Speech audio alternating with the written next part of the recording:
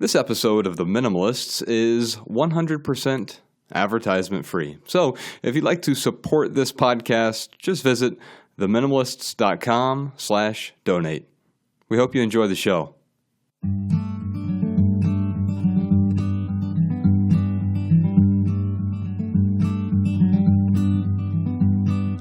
Every little thing you think that you need. Every little thing you think that you need.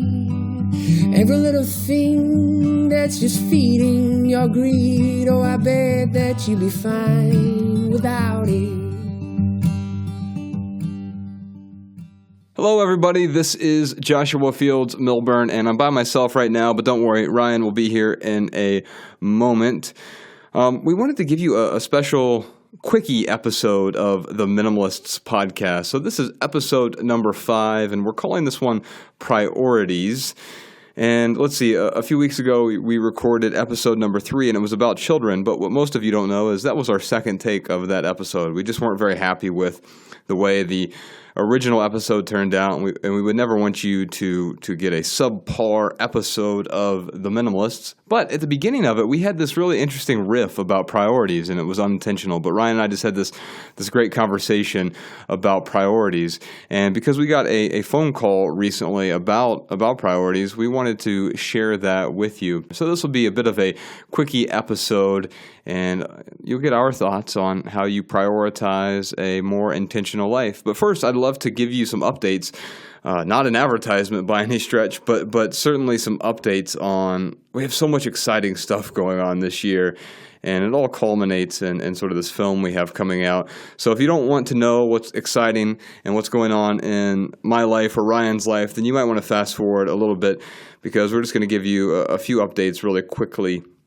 First off, Ryan and I just got back from St. Petersburg, Florida, and it was an amazing trip. We helped our friends open a coffee shop in St. Petersburg called Bandit, and I'll tell you, before they opened up that coffee shop, it was a bit of a coffee desert.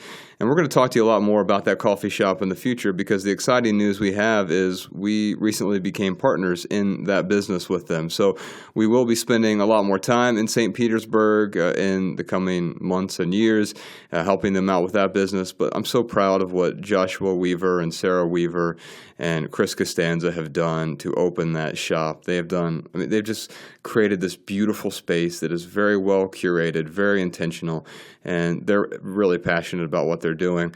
And while we were down there, we did a documentary screening of our film, Minimalism, which will be in theaters in May. But that screening was a special charity screening, because Ryan and I are right now trying to build this orphanage in Honduras with our friends from a charity called The Hope Effect.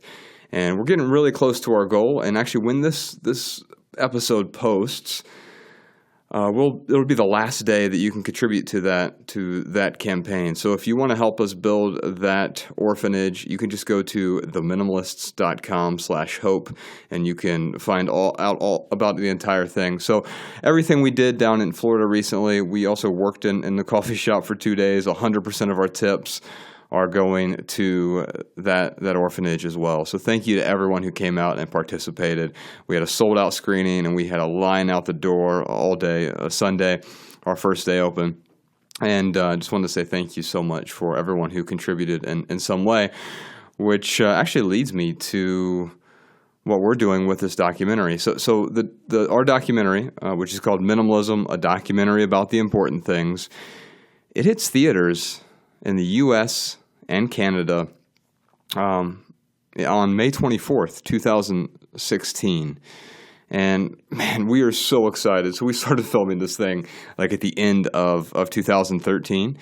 And we've spent more than 2 years curating this thing. We went out and we interviewed neuroscientists and musicians and artists and minimalist families and architects and people who live in tiny homes and psychologists and psychotherapists and all of these different people who had all these different perspectives on more intentional living, on simple living, on what it means to live a meaningful life with less stuff. And so we interviewed all these people, and our director, who is phenomenal, his name is Matt Diavella, he has helped us make the most amazing film. And we're so grateful and so excited to finally bring it out there to you on May 24th. But before it hits theaters, Ryan and I are going to hit the road, and we're going to 14 cities. We just announced the tour this week, and a lot of those tickets are selling out fast. So if you want to see us and the film, and we're going to host a special live hashtag Ask the Minimalist version of our podcast at each of these events, you can go to theminimalists.com/tour, and you can find out about that, all 14 events, and see if we're coming to a city close to you. If we're not coming to a city close to you, I have good news for you. You can still request a screening of our documentary in your city. We already have dozens and dozens of screenings all over the country that are already planned, but if there isn't a screening near you, that's okay. You can request your own screening. You can find all the details about requesting your own screening over at minimalismfilm.com/watch. We have a lot of people who are really excited about seeing this, and so we're going to get this in as many communities as possible. And then after the U.S. release, we're also planning a Canadian release as well as an Australian theatrical release. And after that, if you're not in the U.S., Canada, or Australia, don't worry. We are looking for distribution overseas. Some of the laws make it kind of complex, the film laws in other countries. But we're working really hard to bring this film to you. So whether that's going to be in a local theater near you or it's going to be in or via online, it's really going to find its way to you eventually. So stay tuned to that. We'll have all the information at theminimalists.com. And, of course, every Tuesday, the last couple months, we've done something called Tuesdays with the Minimalists. And you can ask us questions live every single Tuesday on Twitter and Periscope. If you want to join in there, you can find us every Tuesday, 7 p.m. Eastern on Twitter and Periscope.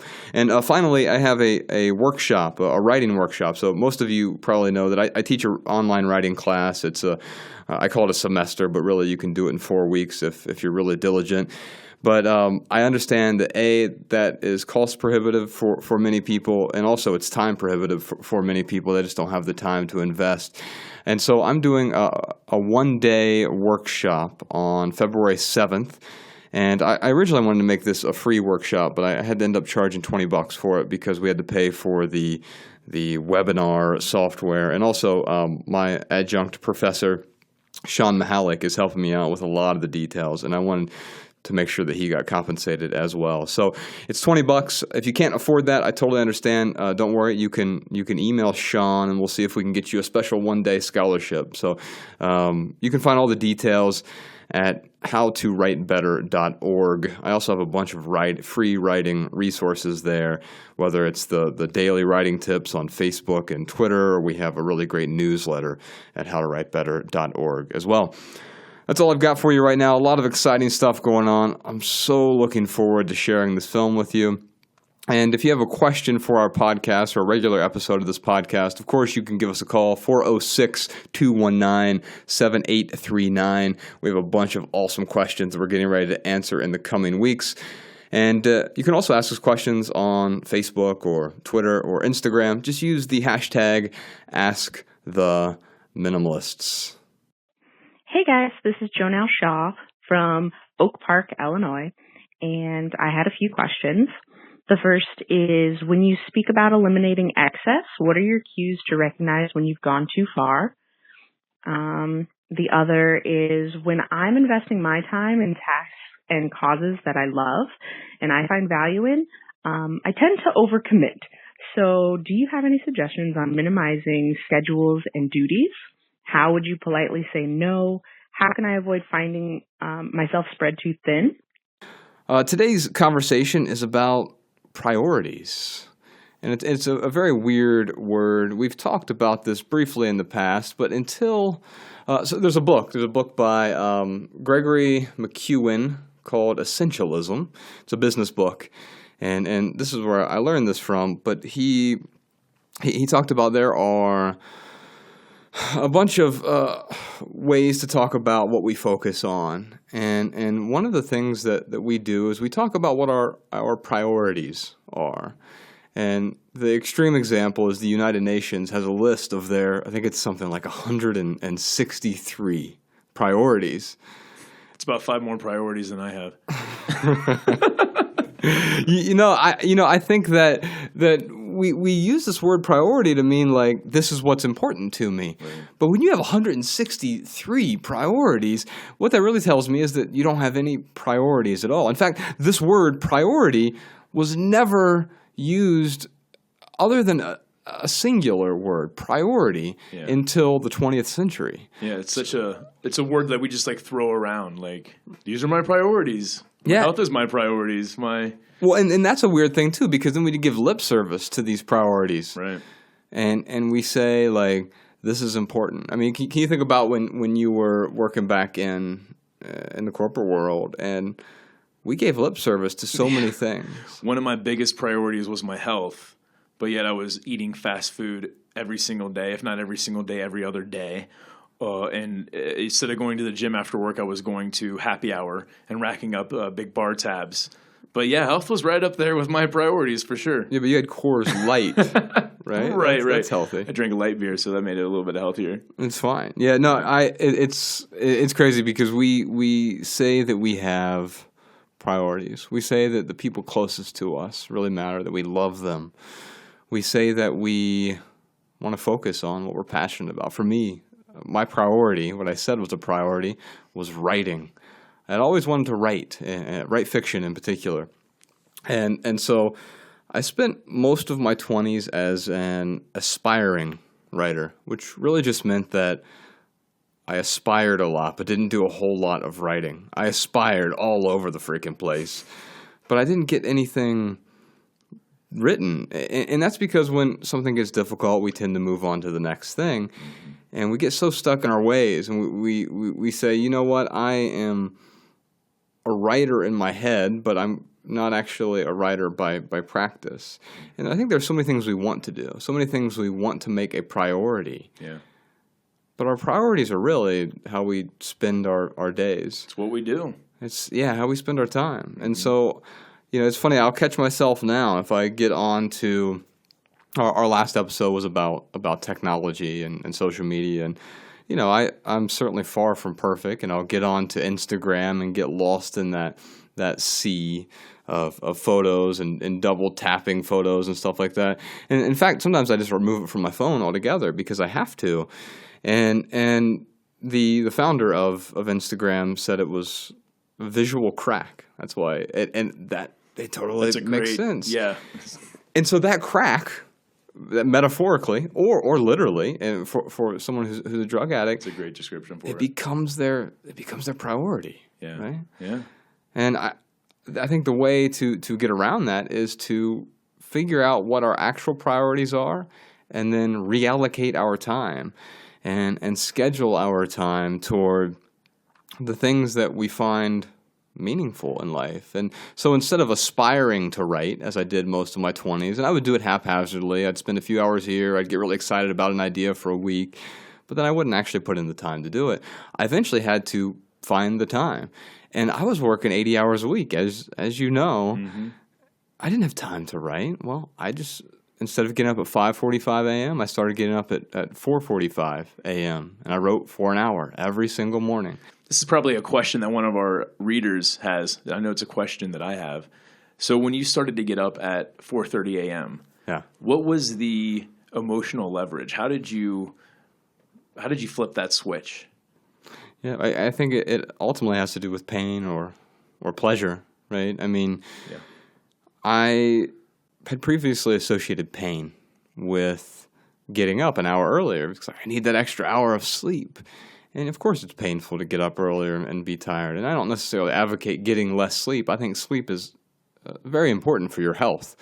And we can certainly talk about that. But for me, I needed to find that extra hour. And so having enough pain associated with not this lack of sleep, but the lack of writing, the lack of doing what I wanted to do, the lack of cultivating something that I was passionate about, the lack of not being able to call myself a writer in earnest was more painful than that extra hour of sleep, of missing that extra hour of sleep.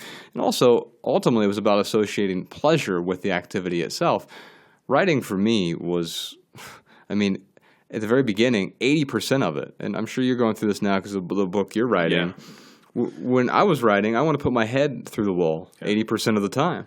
It was just like this exercise in drudgery, and I needed that, though, to get to the other 20%, which was the real payoff. Well, eventually that changes over time as you get better and you get into these patterns. I don't know how much of this you've found, but I went from 80% being miserable to 70% being miserable. I'm still at about the 80-20 mark. But, and over time, I eventually got to where I was about 50-50, and it's never gotten better than 50-50 for me. But I kind of realized that's where I need to be. Is I need for it to be this tedious, mundane process sometimes, so that I can create something that I can use to pan for gold, is the metaphor that I tend to use, is finding a place that there's a bunch of sediment and rock and garbage there, but then there's actually some gold in it as well, and that's the beauty, that's the payoff. Yeah. But making that a priority was just so difficult for me at first, until I realized that I needed to associate enough pain with not doing it and enough pleasure with the result I would get. Furthermore, I needed to check what my actual priorities were. Mm-hmm. Like I was incessantly checking email all day, from the moment I woke up until the moment my head hit the pillow. My BlackBerry at the time, was just on all day. And there was really no way for me to avoid that because I had conditioned myself to not avoid it. So my real priority was incessantly checking email. Mm-hmm. It was getting on Facebook. It was pacifying myself that extra hour I had at the end of the day with television. But then I forsook all the things that were actually important. And so figuring out what my priorities were was first figuring out what do I want to make a priority, right? And then how do I spend my time right now? Yeah. I think you brought up a really good point earlier when you were talking about Instagram, how sometimes you get into those habits, you get into those social media Bermuda triangles, and all of a sudden this has become your priority without you even realizing it. Sure. And just to consistently do something off of impulse and not to check ourselves like that, to ask ourselves like, okay, as I'm sitting here pacifying myself, and I still do this today, like as I'm sitting here pacifying myself, is there anything else that I need to work on right now? Is there anything else I should be replacing this activity with that I have committed to myself to do? And I would say too that the commitment part, that's the hardest part to making any priority a priority. Just like with you getting up at 4:30, committing to that. With me changing my diet, getting to the gym 3 to 5 times a week. I've successfully been able to do that 50 out of 52 weeks last year. But it was all about making that my priority and getting started. And I will say that, what do they say, 21 days to build a habit? Or I'll say, it didn't even take me 21 days really to see the benefits of getting to the gym regularly. But yeah, getting started is definitely the hardest part, but the commitment is definitely the most important part. When I'm stuck in it too, so if I do have, using that same analogy there with Instagram, same example rather, with Instagram, we were out during Christmas time. We were in Minneapolis talking to Patrick Rohn. We were filming that last interview for the theatrical release of our documentary. And Patrick said something that was really valuable to me. And I've asked this question, but not in the same way. By the way, Patrick wrote a book called Enough, and he talks about what is enough in our lives. And one of the things that he asks is this where this belongs? And man, if I'm asking that question about going through Instagram or getting on to my email. Like even if I get onto my email, like if I did it right now, it wouldn't belong here, right? I'm trying to have this conversation with you. We're trying to record a podcast. If I'm sitting over here checking email, something doesn't belong. And that's obvious in a situation like this. Right. But I think we see it all the time now with these. You go to Chipotle or something, and you're standing in line, and you're the only person who isn't buried in their phone. Unless you are buried in your phone, then you don't realize it. Like me, sometimes I will look up from my screen, and I'll say, "Wait a minute, does this belong? Is this where this belongs?" And sometimes it's yes. Maybe I really do need to respond to someone while I'm waiting in line. But do I really? Is this where this belongs? And so maybe that's a good question for us to ask ourselves when we're trying to figure out what our priorities are. And I think our priorities are ever shifting, right? I mean, last year recording a podcast was not our priority. We talked about doing it, but it was only after so many people kept tweeting or sending us postcards or whatever, saying, "When are you guys going to start a podcast?" And then now we're getting people who are saying, "I've never listened to podcasts before, but I'm listening to yours." And we knew that this would be a vehicle for us to add value to other people's lives, and because you and I both find so much value and contribution, I feel like that this was right to make this a priority. But in order to make this a priority, something else has to be removed from the table. Yeah, that's a really good point. So our priority, we knew it would be a priority. But my question to you would be, how can our listeners, how can they figure out not only what their priorities are, but what priorities should they start with? Because that's kind of a conundrum in itself, right? Like, great, I've got health, relationships, cultivating passions, growing, contributing. That's awesome. Right. But you can't focus on 5 things at once. You can't focus on 163 things at once. It just doesn't work that way, unfortunately. Totally agree with that. How are you able to focus on your own writing? How did you pick writing as your priority to focus on first? Right. And so those 5 things you mentioned, health, relationships, passion, growth, contribution. After several years of sort of having conversations like this, we decided, okay, these are our 5 values. These are the things that are sort of the higher order values for us. And it was about picking one thing at a time and slowly making progress on that one thing. Yeah. And I found that, it's just like when you get good at juggling, you can eventually add, an additional object into an additional chainsaw. Right. And so these are the 5 chainsaws of living a meaningful life. Thanks for listening, folks. We'll see you soon.